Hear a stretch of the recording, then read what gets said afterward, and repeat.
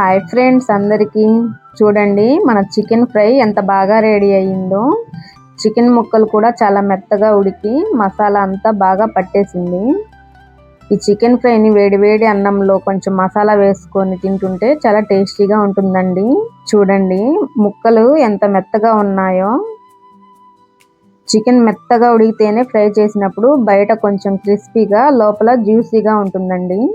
నేనైతే ఇప్పుడు 1/2 kg chicken తీసుకున్నానండి. 2 times మంచిగా వాష్ చేసుకున్నాను. వాష్ చేసుకున్న తర్వాత ఇప్పుడు చికెన్ ముక్కలన్నిటినీ ఒక కడాయిలో వేస్తున్నానండి. కడాయిలో వేసిన తర్వాత కొంచెం ఉప్పు, దీంట్లో కొంచెం పసుపు, కొంచెం వాటర్ వేసుకుంటానండి.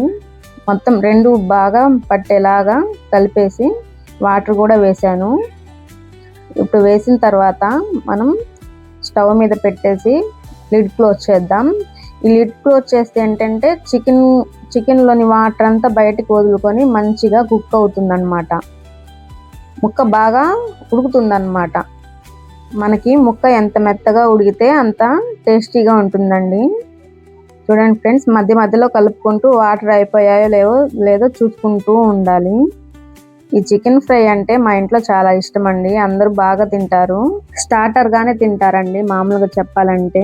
ఇంకా వాటర్ ఉన్నాయి కదా, ఇంకా చూడండి ఫ్రెండ్స్, వాటర్ కూడా మొత్తం అయిపోయినాయి. మీరు చూస్తున్నారో లేదో. ఇప్పుడు ఆయిల్ వేడయ్యాక మనం ముందుగా ఉడికించి పెట్టుకున్న చికెన్ ముక్కలను ఇందులో వేసుకుంటున్నానండి. చికెన్ ఇప్పటికే ఉడికింది కాబట్టి ఇప్పుడు ఎక్కువసేపు ఉడికించాల్సిన అవసరం కూడా లేదు. మంచిగా రోస్ట్ కావాలన్నమాట. ఈ నూనెలో మంచిగా ఫ్రై అవ్వాలన్నమాట. రెడ్ కలర్లో వచ్చేసేయాలి చికెన్ అంతా.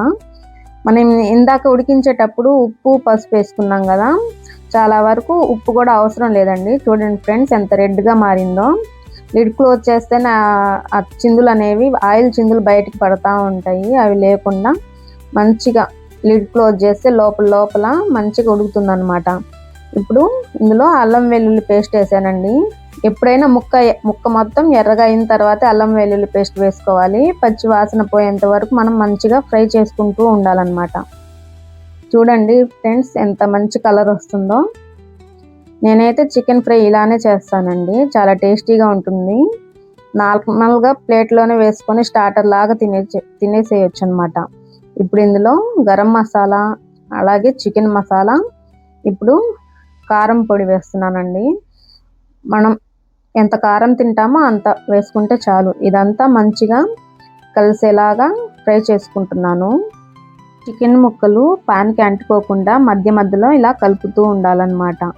ఈ మసాలాలన్నీ బాగా కర్రీకి, అదే చికెన్ ముక్కకి పట్టేలాగా ఈ మసాలాలన్నీ ముక్కకి బాగా పట్టుకుంటాయి అన్నమాట.